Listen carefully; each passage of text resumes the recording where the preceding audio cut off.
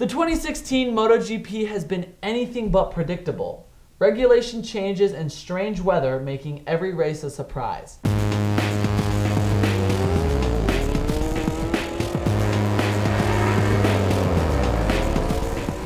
Hello and welcome to MotoGP Championship Quest. I'm your host Gabe with We Play Media Studios.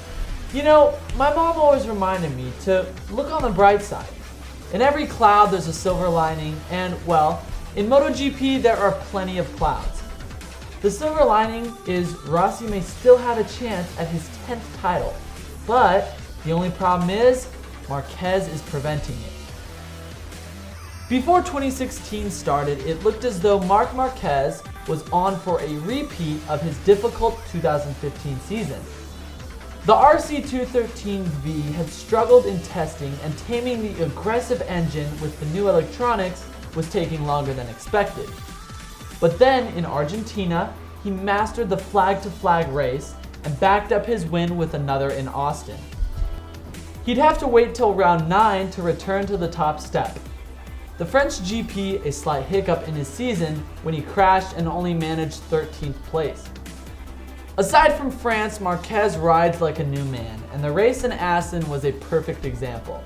He's no longer overly aggressive, riding every lap like it's the last one. His rivals have fallen and struggled while he's happily settled for second, something unthinkable to 2015 Marc Marquez.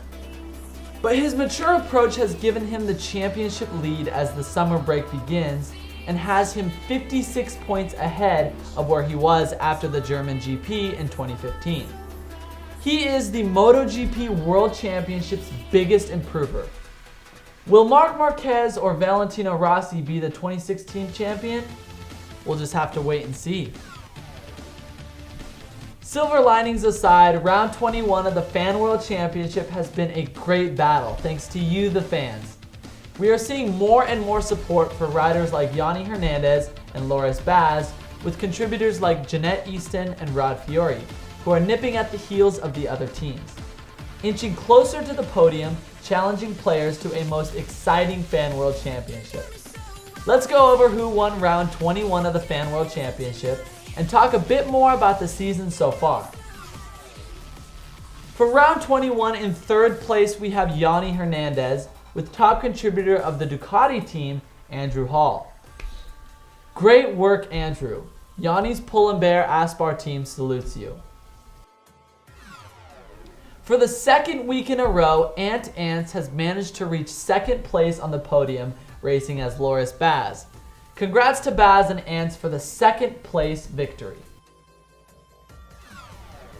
Dominating the top place on the podium, Pull&Bear Aspar rider Eugene Laverty, whose top contributor was Samuel Knott, brings it home again this week.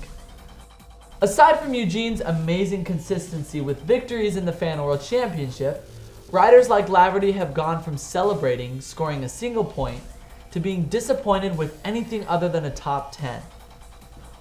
Already in 2016, he has taken a total of 53 points, with the best finish of 4th in Argentina.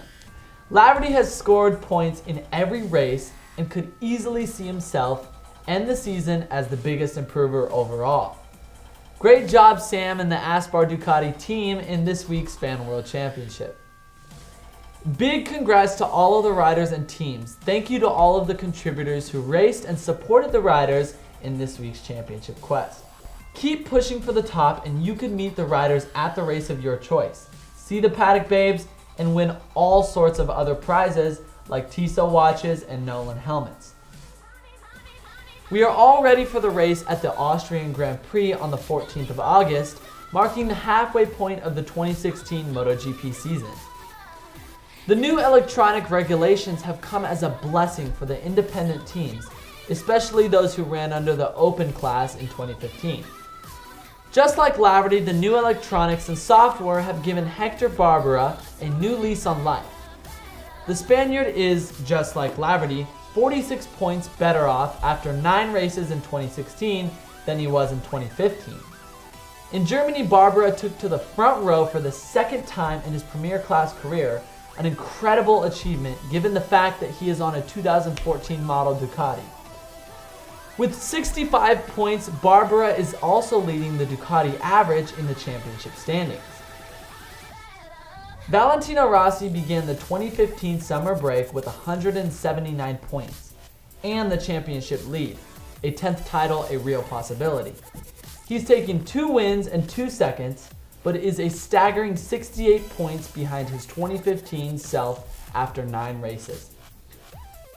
There's a lot of work for Rossi to do to get himself back in the title fight, and even more work if he wants to lose the dubious title of the MotoGP World Championship's biggest points loser. Andrea Iannone has had an equally disastrous start to the 2016 season.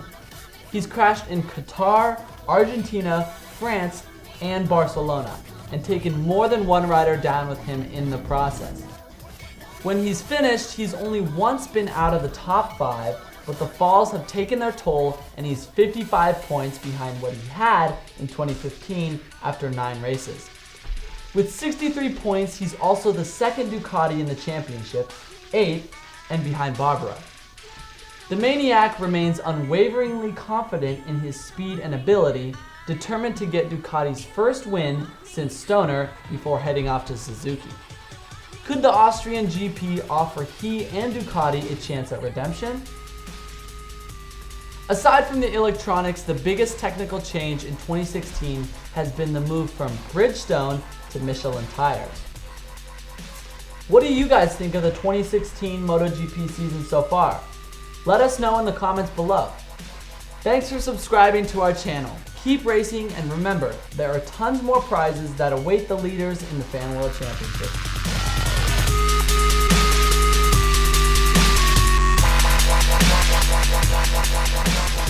Well, that's all we have for you today, guys. We hope you enjoyed the show. As well as supporting our favorite riders in MotoGP, we will also be supporting riders of various other motorsports who suffer career-ending injuries through our partnership with Road to Recovery. Don't forget to follow us on Facebook, Twitter, and Instagram, and don't forget to race as your favorite rider in the Fan World Championship.